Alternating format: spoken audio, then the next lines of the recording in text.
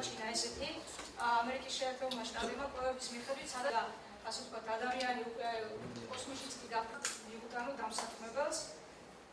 ასე რომ დღესაც ხშირ შემთხვევაში ეს არის ძალიან დიდი ორგანიზებული კავშირის დაშლის შემდეგ ეს ქსელი უფრო განვითარდა დოდნევ, სადაც უფრო დაცული ადამიანის უფლებები და ესეთ მდგომარეობაში ჩაგანებული ადამიანების მიერ შეიძლება თავის მეუღლე საჩუქა პერანგი და მდგომარეობაში ჩაგანებული არ მაქვს საჭმელი, არ მაქვს სასმელი და ითხოვა აიღო ამ კაცმა შვებულება გერმანელმა სხვა ქვეყნებში დასაქმების საძიებლად წასული მოქალაქეები ადვილად რომ მიხვდნენ, ამოიცნონ ის სიტუაცია, სადაც შეიძლება ისინი ტრაფიკინგის მსხვერპლი აღმოჩნდნენ. იმ შემთხვევაში თუ მათ არ იციან ამ ქვეყნის ენა, სხეულის ეგრეთ წოდებული body language-ით მიხვდნენ, რომ ის შეიძლება აღმოჩნდეს ტრაფიკინგის პოტენციური მსხვერპლი.